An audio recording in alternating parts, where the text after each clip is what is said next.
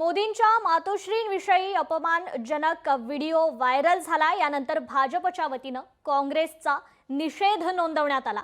छत्रपती संभाजीनगरात काँग्रेस विरोधात हा निषेध मोर्चा काढण्यात आला।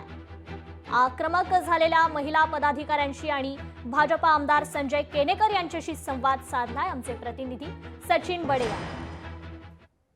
या आंदोलनामध्ये महिला पदाधिकारी मोठ्या संख्येमध्ये सहभागी झाल्यात। आमदार असतील, मंत्री महोदय असतील, ते देखील सहभागी झालेत।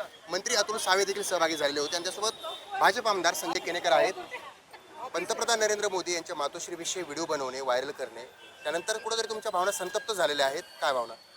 खरं तर राहुल गांधीने आरजेडीच्या मंचावर ज्या पद्धतीने काँग्रेसच्या नेत्यांनी माननीय या देशाचे नव्हे तर जगाचे नेतृत्व करणारे नरेंद्र मोदीजींच्या मातेबद्दल जे गैरउद्गार काढले आणि नीचपणा आपला खऱ्या अर्थानं उघडा केला, त्यांच्याकडनं खरं तर काही अपेक्षा करूच नये।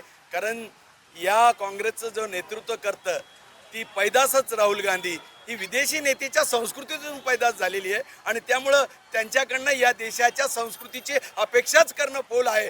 परंतु या देशामध्ये राहायचं असेल तर या देशाच्या संस्कृतीला खरं तर तुम्हाला अंगीकारावं लागेल। येणारा काळ त्यांना माफ करणार नाही।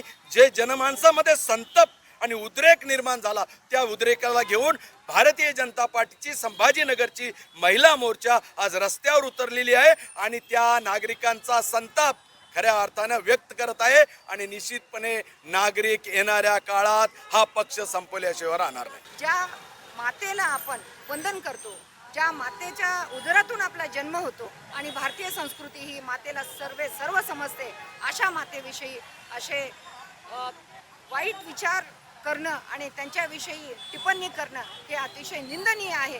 पंतप्रधान नरेंद्र मोदी यांच्या मातोश्रीविषयी अशा प्रकारचे व्हिडिओ बनवणे, व्हायरल करणे आणि त्यानंतर हा जो संताप आहे या ठिकाणी पाहायला मिळतोय। सचिन बडे, लोकशाही मराठी, छत्रपती संभाजीनगर।